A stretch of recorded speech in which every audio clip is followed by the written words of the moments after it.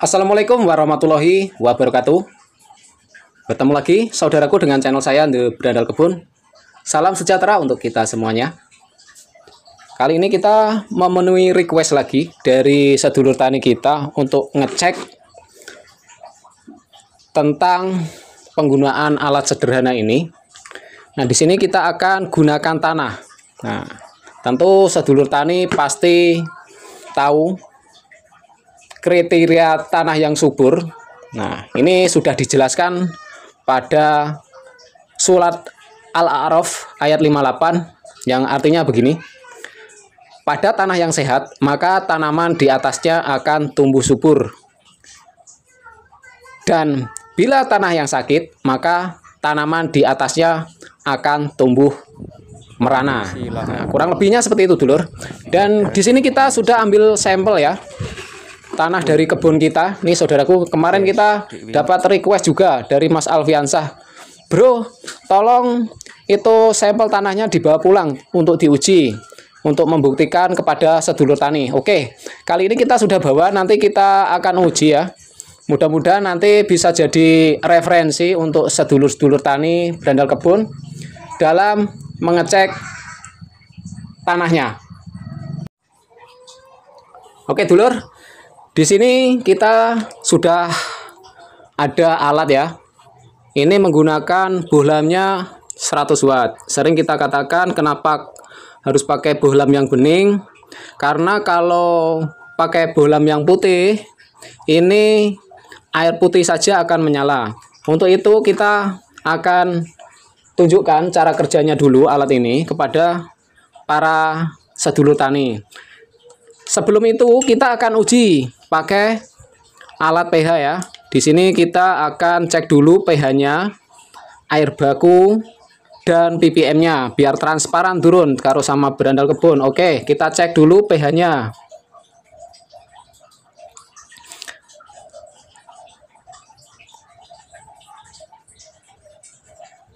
Ini air pegunungan, dulur. Dan kita dapatkan di sini nilai pH-nya itu berkisar antara 8,5 ya. Kelihatan ya, dulur. Nah, 8,5. Berapakah nilai ppm-nya? Kita akan uji nilai ppm-nya. Ini masuk hard water ini, dulur. Karena ini sudah ada kandungan ion ya. Nah, kita dapatkan nilai ppm-nya sekitar 200-an. Kelihatan ya. Kita 205. Nah, di sini kita akan uji, dulur. Kita akan uji dengan menggunakan alat uji sederhana. Dan ini sama saja, untuk yang di sini juga sama saja ya. Kita perlihatkan untuk nilai ppm-nya dan nilai pH-nya juga sama, ini 8,5, dan yang satunya ppm-nya juga sama sekitar 205-an karena ini air yang sama. Untuk itu kita akan cek dulu dengan menggunakan alat uji sederhana. Nah, kemarin kita gunakan juga untuk ngecek POC ya, sedulurku. Nanti bisa dicek di video-video sebelumnya. Jadi, kenapa kita harus sarankan dengan bohlam seperti ini? Nanti kita akan kasih tahu biar sedulur tani itu tidak gagal paham. Dan pertama-tama, alat ini bekerja jika ada sumber listrik. Kalau sedulur tani ada aki, minimal ya 12 volt ya. Nanti bisa pakai akinya disambungkan ke sumber listrik ya. Dan ingat untuk masang komponennya jangan kebalik ya. Nah, kita akan uji dulu. Nah, kita tetap colokkan ya, dulur, ke sumber listrik biar sedulur tani itu nggak gagal paham di sini. Mentang-mentang ini nanti nyala PLN bangkrut, kan konyol. Seperti itu, dulur. Oke, kita cek dulu ya. Nih, ini nggak nyala, dulur. Ya kan? Nggak nyala. Dan ini juga nggak nyala. Tapi kalau ini pakai bohlam yang seperti ini, itu pasti akan nyala. Nih, kita pasangkan dulu ini. Nah, kenapa admin sampaikan pakai bohlam? Karena ini nilai hambatannya tinggi, 100 watt. Kalau alat seperti ini sudah banyak instalasi atau komponen-komponen yang ada di dalamnya ya, seperti resistor, terus seperti apa trafo atau apa sudah ada di sini. Makanya dia itu ringan. Semakin besar nilai hambatan, itu semakin bagus nilai dari ion atau elektroda yang ada di baik itu POC, baik itu tanah. Nah, setelah ini kita akan coba seperti ini pakai alat ini ya, Lur. Nanti sedulur tani bisa bedakan sendiri. Nah, bisa nyala terang kan? Nah, di sini. Nah, di sini kita akan langsung uji sampel dengan tanah ya.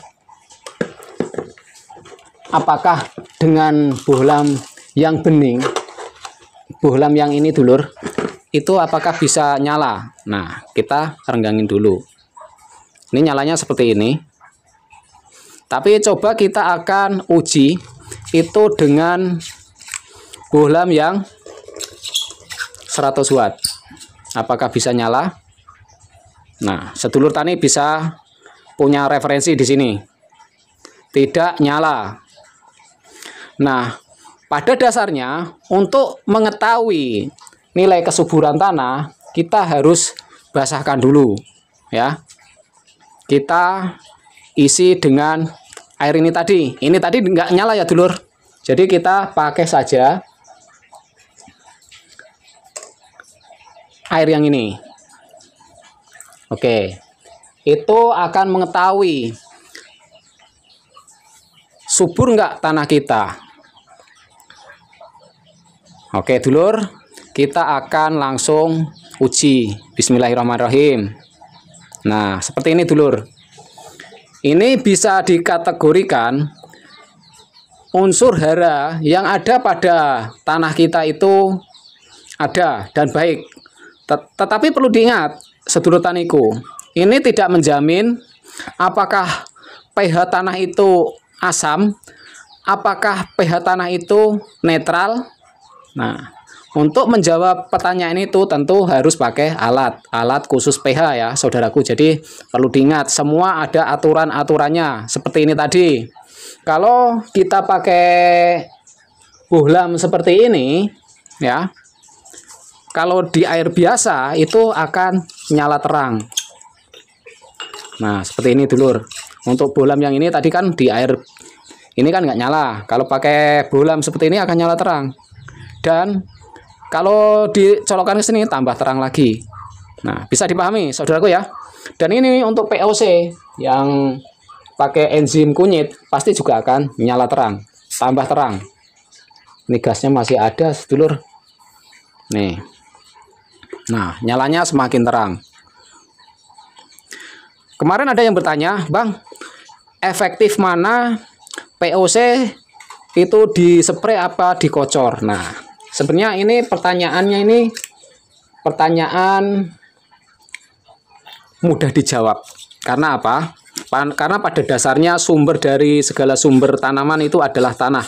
Dimana kita sering ngocor tanaman ya. Dan ini sering kita ajarkan untuk sedulur-dulur tani berandal kebun, itu untuk sering kocor saja.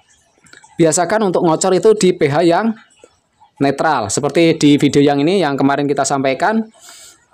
Untuk ngocor Jakaba murni itu di pH 6,4 dan di ppm 1500-an atau 1490-an kala itu. Nah, mudah-mudahan video ini jadi referensi nanti untuk saudara-saudaraku, saudara-saudara petani. Dan ingat dulu ya, untuk ngecek pH tanah itu asam atau tidak bisa gunakan soda kue. Nanti kita akan berikan cara ngeceknya di layar akhir video, cara ngecek pH tanah tanpa menggunakan alat pH dengan menggunakan soda kue. Jika tanahnya mengeluarkan gelembung atau buih, dipastikan pH asam, dan itu sudah kita buktikan ke petani-petani saya. Nah, kemarin juga sudah tayang videonya dari Ponorogo karena tanahnya asam akibat aplikasi pupuk organik cair yang murni, akhirnya akan menimbulkan masalah pada tanah dan tanaman. Kalau pH-nya terlalu asam, maka tanaman akan menyerap hara mikro, keracunan hara mikro, dulur. Nah, itu yang ingin kita sampaikan pada kali ini. Semoga sedulur tani bisa paham apa yang admin sampaikan. Dan bila masih ada pertanyaan, jangan ragu, tinggalkan saja di kolom komentar. Dan bila mana ada penyampaian saya yang kurang berkenan, saya Jarod Karpo mohon maaf yang sebesar-besarnya. Bila taufik wal hidayah wal barokah wal inayah. Assalamualaikum warahmatullahi wabarakatuh. Salam dari Bumi Lampung, Tanggamus.